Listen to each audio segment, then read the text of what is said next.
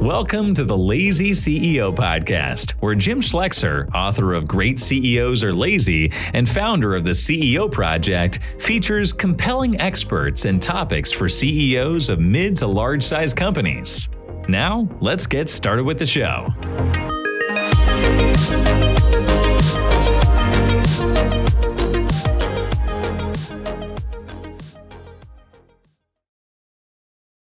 Welcome, everybody, to another Lazy CEO podcast. This is Jim Schleckser. I am your host, and I'm the founder of the CEO Project. So, fun stuff. I mean, I think you all know that I've written a couple of books, but it turns out that one of my partners has taken it on to write a book as well. Steven Pivnik was a member of the CEO Project for many years as he grew his business, Binary Tree, from a little teeny sapling into a full-fledged tree, and then ultimately sold it for a significant sum of money. And he made a lot of really excellent decisions on the way through that to maximize value and to give him the lifestyle that he really wanted out of it.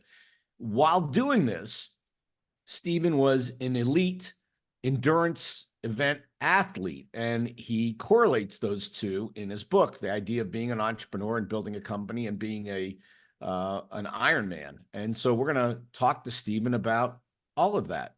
Welcome, Steven. Hey, thanks, Jim. Thanks for having me.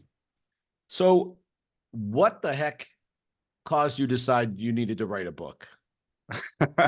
Well, as I started to take on my endurance sports journey, I realized that there was a ton of parallels between entrepreneurship and endurance sports. I think I coined it because I never heard it before. Entrepreneurship is an endurance sport. That's The good. similarities, just to name a few, are planning, preparation, execution, pivots, setbacks, perseverance. The list goes on and on. There's just so many similarities. I found as I got better in one, I started increasing my skills in the other. And I just wanted to A, memorialize my story, and B, just hopefully motivate others to follow along in a similar suit. And to really, the underlying theme is don't be afraid to set big goals and to chase them, because just like the Ironman mantra, anything is possible. So if I want to be an entrepreneur, I need to become an Ironman. Is that what you're saying? Absolutely not. But boy, is it going to help, because Okay. if you can conquer an Ironman course, no business challenge is going to seem unsurmountable. So remind us how long an Ironman is. Isn't it like run for 4.5 days, swim across the Indian Ocean? I mean, it's like incredibly. What is involved in an Ironman? Just remind us if you don't mind. Yeah, so an Ironman is a triathlon, so swim, bike, run, all done in one day. You get there's a 17-hour cutoff, 2.4-mile swim, 112-mile bike, and a 26.2-mile full marathon. Wow. Okay. Yep. And were you a swimmer or a biker or a runner before you decided to jump into this? I was none of the above. I learned I learned at work that one of my employees did a triathlon, a short distance. It's called a sprint. It's a quarter of everything that I just mentioned.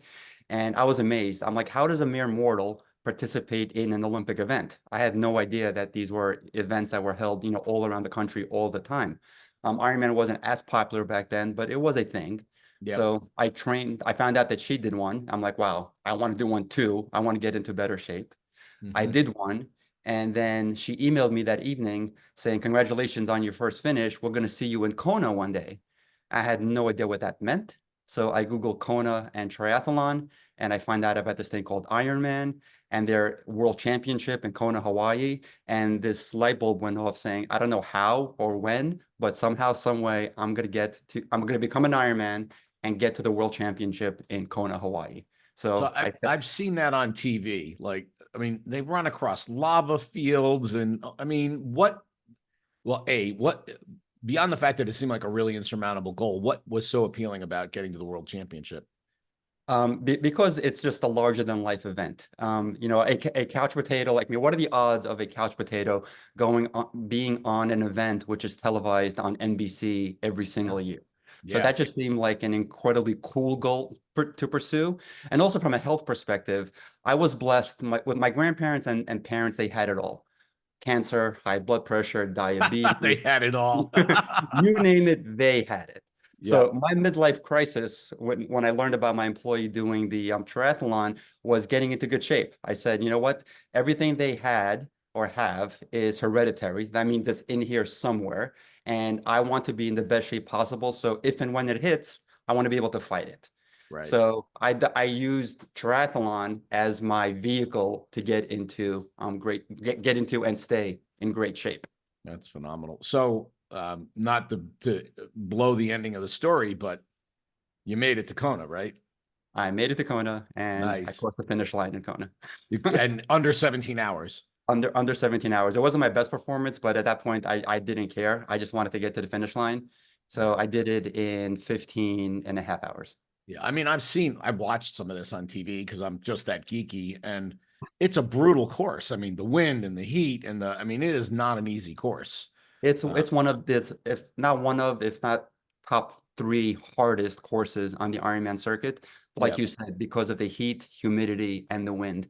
The weather is just very, very unpredictable there. Yep. And the course is grueling, even in a flat environment, like in Florida. They have Florida is probably the flattest course on the Ironman circuit, as and Delaware.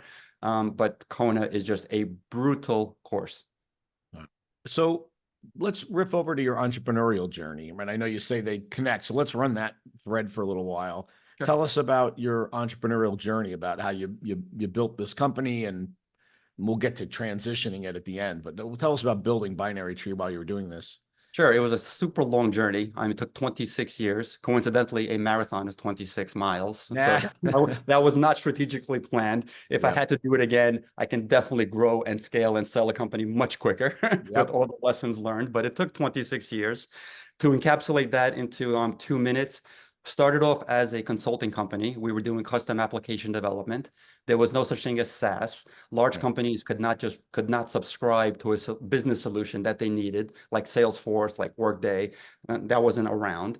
Customers built custom apps to meet their business needs, and we built it for them.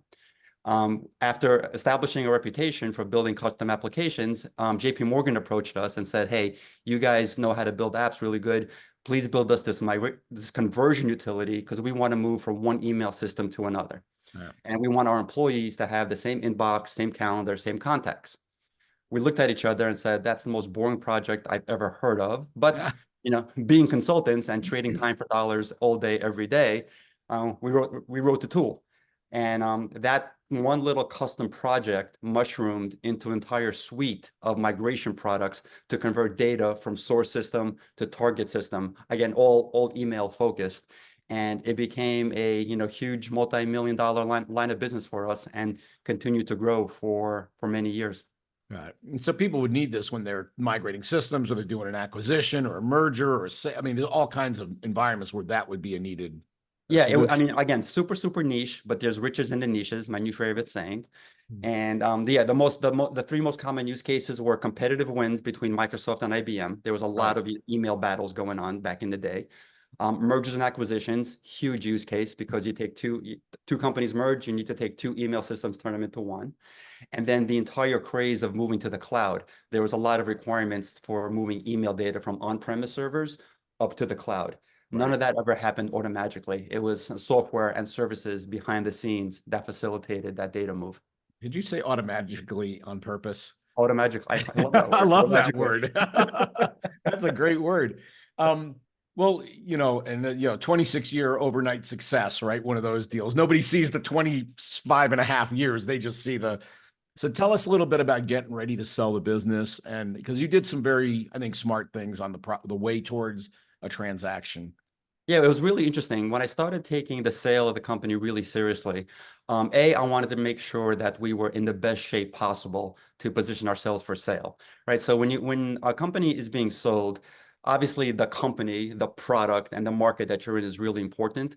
But just as important from an acquirer's perspective is the management team, right? They want to make sure that they're acquiring not only this incredible IP and product, but a team that can continue to grow it, if that's their wish. So I made sure to surround myself with folks that would show really, really well at management presentations and during due diligence. Not that I had a bad team prior. I had a fantastic team prior. The only thing that they had going against them was they never did anything at the scale that we reached. So Right. I needed to surround myself with a team that has operated at a larger scale. So I did that. But just After, stop there for a second, Steven. So there were people that, had trusted you, had joined you on the journey when you weren't much of anything. And now you're going to them and saying, hey, Bob, you're not going to be the guy running that department anymore. It's going to be this other person I'm bringing in because you just don't have the chops to bring us. That sounds like an incredibly difficult conversation. Tell me a little bit about that. every single one of them was gut wrenching. Yeah. Spent weeks of sleepless nights, leading up to the actual decision and the Yep. conversation.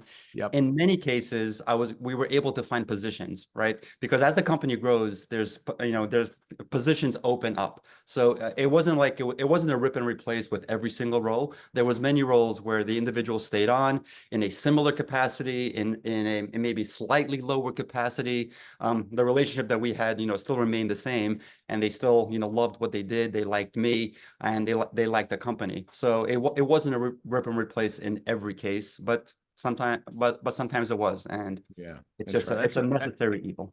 That's a point of advice that I've given a lot of young people. Like, growth rate equals opportunity rate, right? If the company's growing, opportunities get created for doing cool things, and you want to be in a growth company for that reason. So, okay, so now you've got the team in place that's sort of the saleable team, let's call it. Right. What else did you do? So it's interesting. So when I finished that process, one of my advisors said, "Why don't you take a look in the mirror and see if there's anybody else that you can replace?" Meaning me. Boy, that was subtle.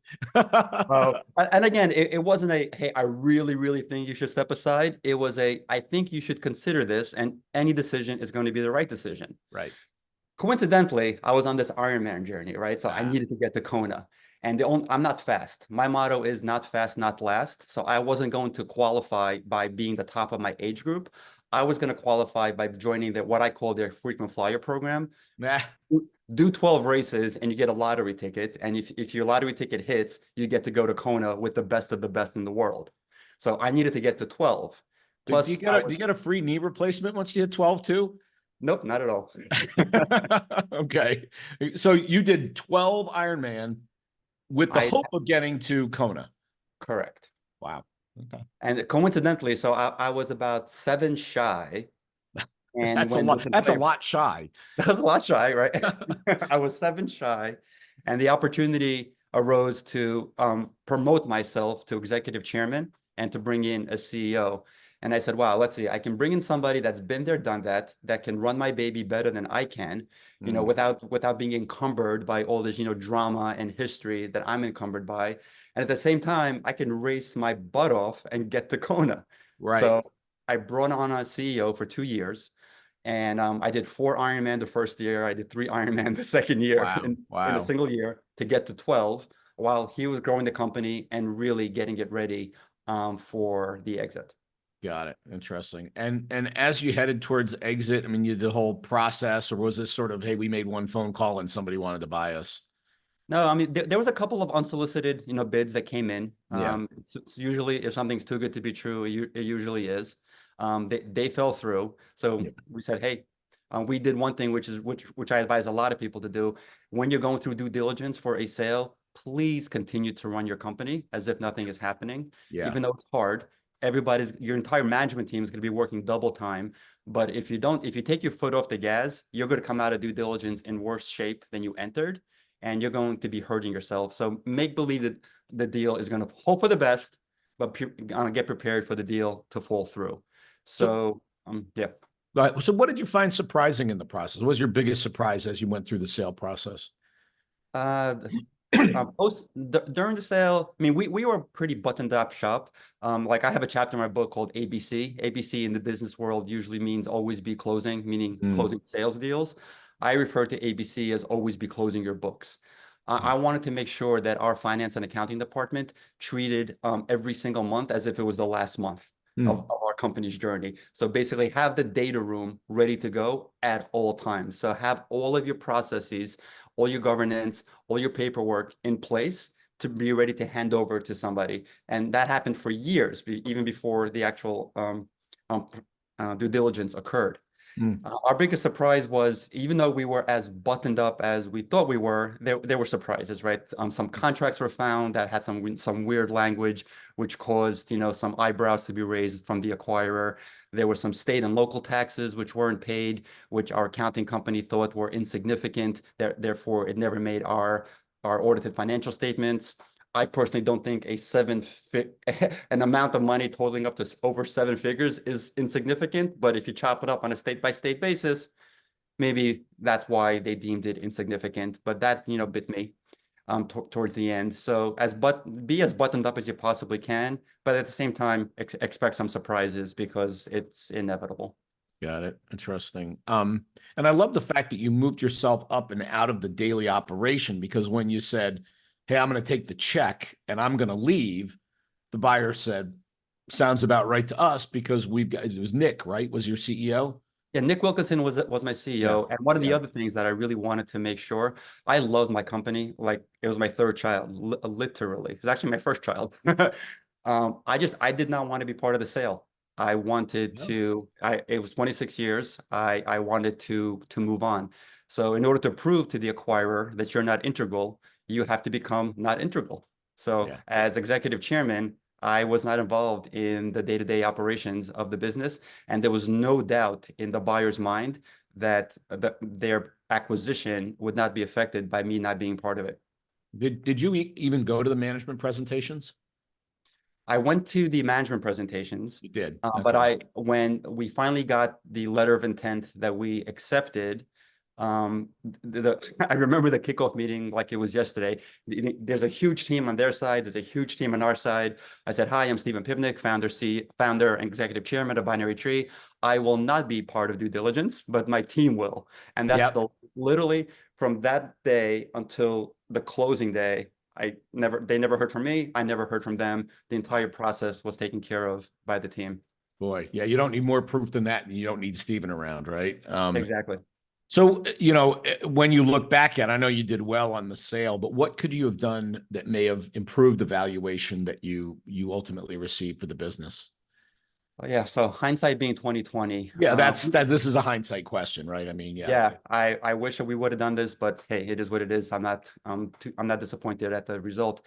We were the victim of our own success. We had all this, great solutions and professional services, but our solution was project based. Right? Meaning a company is going through an event, a merger, acquisition, divestiture, move to the cloud, et cetera. They buy our software, they buy our services. Some of these deals were 7-figure deals, but that's it. When the project is done, they don't need that software anymore. So there's no subscription, there's no recurring revenue, there's no maintenance that's being paid. So we literally needed to start from scratch from a sales perspective every single year. We did $20 million one year. We needed to sell at least 20 to 24 next year. Come January 1st, we start from scratch. Now we got to sell 27. Starts January 1st, now we have to sell 32. And we did that for 26 years in a row. Oof. But the lack of recurring revenue really hurt us from a valuation perspective. Yeah, I couldn't be a bigger fan of recurring revenue. I talk about it all the time. In fact, I remember having that conversation with you a decade ago or more, right? But so again, on hindsight, I think a lot of people face this, right? They've got great project-based work, it's consulting or it's other kind of project-based. It's the conversion from that and the juice of the big project to a maybe more flat and not as juicy recurring revenue model, because you're basically flattening out the revenue curve. Sure. How would you have done that? Now, looking back, how would you have done that if I said, Steven, I want to see 50% recurring revenue in your business model? What would you have done to change that? We could have, again, the power of hindsight. Yeah, no, this is totally Monday morning quarterbacking. Absolutely. We could have easily hung around with our customer and said, okay, thank you very much, Mr. and Mrs. Customer, for buying the software and our services. What are you doing next? Now that you've done this migration for whatever your use case is, what are you doing next? Like, what are you using from a management perspective? What are you using from a monitoring perspective? What are you using from a security perspective? There's 1,000,001 things that the project team from the customer side does next after our project. Right. And we were so busy going on to the next migration that we never really focused on doing this type of inquiries, with the customers. Had we done that, we would have found out, what the commonality is across all these customers of what they did next. And then we could have easily developed, what that was. But because there was just so much demand for what we were good at, we just continued doing more of the same. Well, you remind me of the salesperson. A client goes, "Oh my God, I've got this gigantic problem and I think you can solve it." And they go, "Hang on to that thought. I've got another sales appointment I got to go to. I'll get back to you on that." Right? You're like, "No, don't leave." Yep. Well, I love that. I even wonder if you couldn't have moved it over to a managed service in some way, right? Because what you describe is sequential revenue. We've talked to some consulting firms about the perfect customer engagement, right? Mhm. First, we do their migration, then we do their this, then we do their email monitoring and their spam monitoring, and then we have this natural migration of a client, which is great because it bumps up how much they spend with you, but it's still not recurring necessarily. It could be project based. 100%. I just wonder about morphing to a fully recurring, like a managed service model of some sort. When managed service and SaaS became a thing, we definitely tried to, perfume the pig a little bit. Instead of charging a license, we would actually charge a subscription for our service.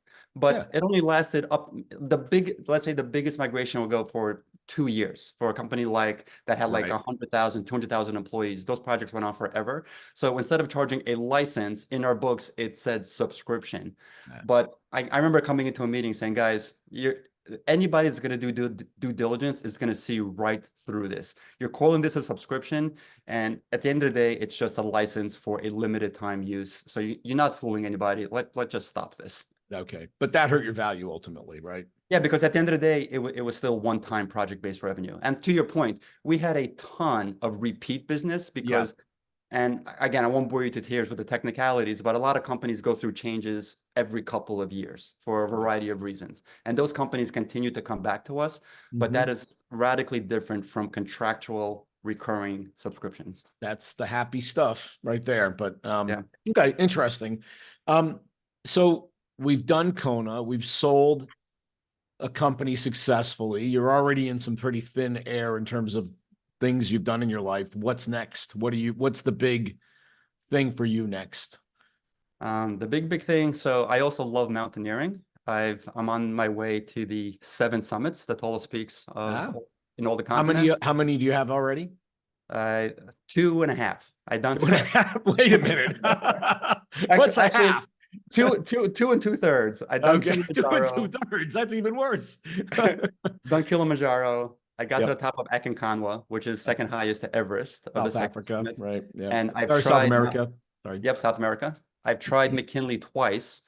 Did not make it to the top for a variety of reasons. Weather, mostly weather. Some of it my own lack of training for one of the attempts. So that's why it's 2 3/4. Okay. But the big boy has always been on my bucket list, Everest. And just last month, I got accepted to an Everest expedition. So I will be attempting Everest in April or May of next year, 25. Wow. As a personal favor, would you mind making sure you come back, please? I promise. The one I'm very, very picky with guiding companies, and the ones I pick, they start off the expedition with the same statement. We don't care if you get to the summit. Our number one responsibility is to get you back alive. And evidenced by the fact my second attempt at McKinley, I made it to high camp with the rest of the team. We made it to 19,000 feet, and the summit is 24. Yep. And even though I barely made it to high camp, the lead guide on summit day said, "You're not coming with us tomorrow." I'm like, "What do you mean?" I knew exactly what she meant, but she goes, "You performed so poorly that I'm not risking your life by taking you higher. So you're waiting for us at high camp." And I really respected that. She was 100% spot on. I barely made it to high camp. That's on me. Unfortunately, the team attempted a summit and they got turned back by really bad weather, which is again further proof that the guiding company will not risk anybody's life. If you're not in good enough shape or if the conditions aren't perfect, they just turn around. Yeah, we'll do it next year or next season or whatever. Yeah, the mountain's not going anywhere. The one I always thought was the coolest was the Vincent Mastiff in Antarctica. Because it's a whole, just to get there is a whole thing. It's not that big a climb, except it's cold. But getting there, it's military aircraft, refuel partway there. I mean, it's a huge thing. So that year, where my second attempt at McKinley, I was actually signed up for Vincent. Vincent, is that how it's pronounced? Okay. But yeah, it's Vincent Massif. Okay. And when it is French then, huh? Okay. Go figure. I think every single country has some sort of claim to Antarctica. Okay. When I came back from McKinley, I bailed on my reservation on Massif because I was in such bad shape and I was just so beat up from the cold and the exertion. I'm like, I don't want to do this to myself this year. I'll try. The mountain isn't going anywhere. I'll try again some other time. So I bailed on that one, but I definitely want to get to Antarctica. So tell us about the book. When is it launching? When can we buy it on Amazon? So it's available on January 30th, Tuesday, January 30th. It's available on Amazon. It'll be in bookstores. It'll be in airport kiosks in about a month or so. It is called Built to Finish: How to Go the Distance in Business and in Life. Nice. Convenient that you had a cover ready for that question. I take this everywhere I go. Do you? That's great. So tell us a little bit about the book. Does it go through this sort of parallel journey of endurance and entrepreneurship, or how does the book read? What are we going to take away from it? Yeah, it's basically just that. It's two journeys, right? So I take readers through my entrepreneurial journey, and I memorialize, my personal entrepreneurial path, as well as my endurance journey via, Ironman, ultra marathons, mountaineering, etc. I talk about the similarities between the two, and more importantly, I talk about the lessons learned and tips and tricks and how I would have done things differently. I've made every mistake in the book from a business perspective. I've made a lot of mistakes in the endurance world, and I've learned from every single one of them. And I hope that people take away some lessons and they don't repeat some of my mistakes. Yep. And I'm hoping to motivate others. Again, back to the Ironman mantra: anything is possible if you set your mind to it and you really dedicate yourself to going after it. So give us like the top 2 or 3 takeaways that you're like, man, these are the 2 or 3 things that if you learn this, you got the juicy bits of this book. What would they be? By the way, everybody, you still need to buy the book, but Please buy the book and please leave a 5-star Amazon review. Yeah, that's always true. Yeah. But what would be the couple of big takeaways you'd hope people would get?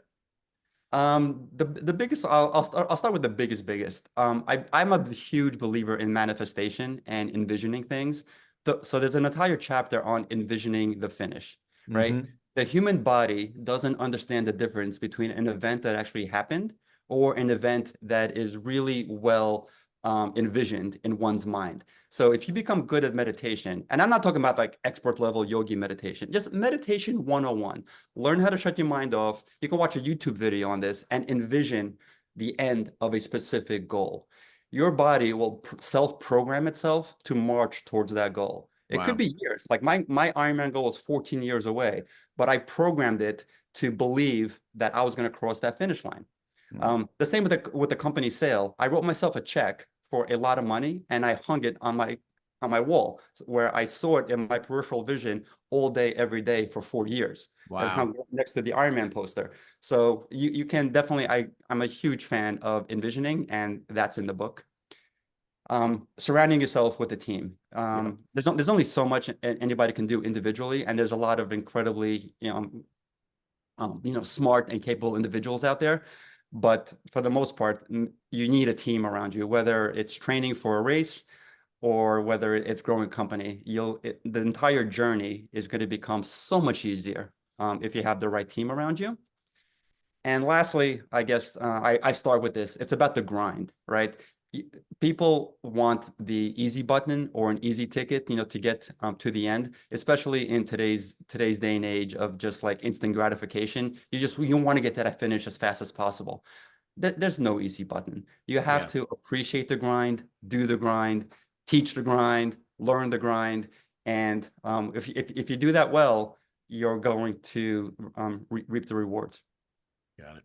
And I think including writing a book. I mean, I've written a couple, and the persistence is the word you would have to use in executing a book. It is a pain in the butt. There's a lot of details to go through to get a book written.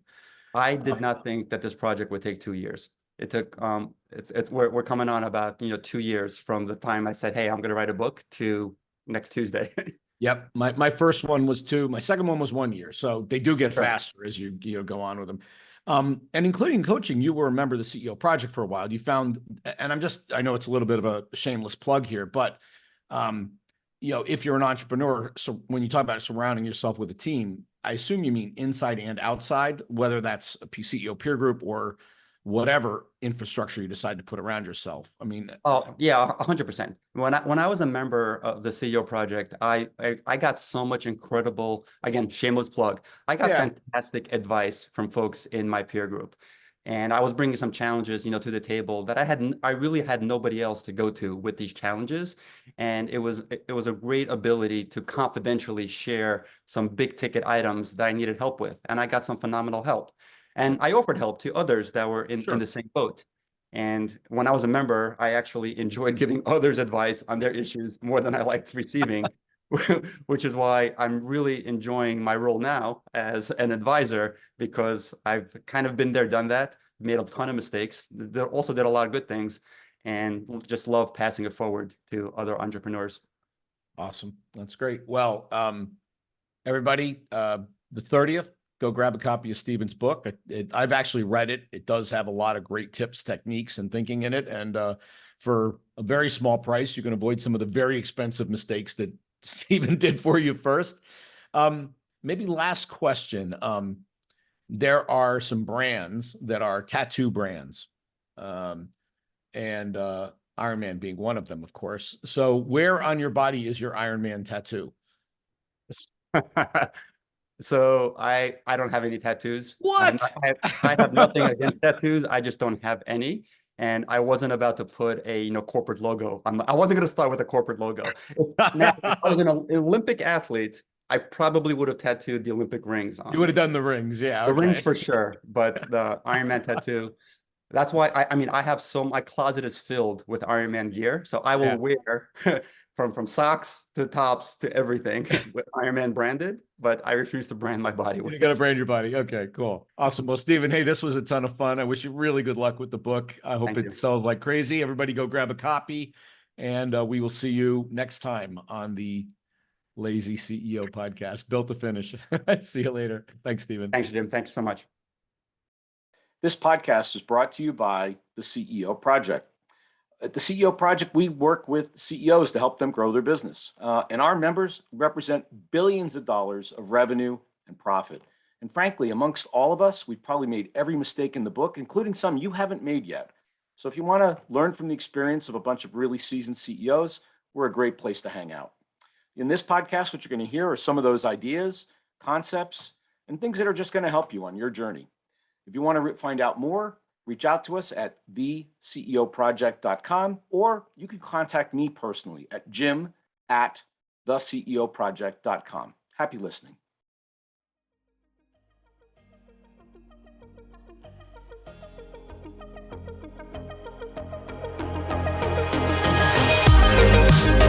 Thanks for listening to the Lazy CEO podcast. We'll see you next time, and be sure to click subscribe to get future episodes, and check out our website, www.theceoproject.com.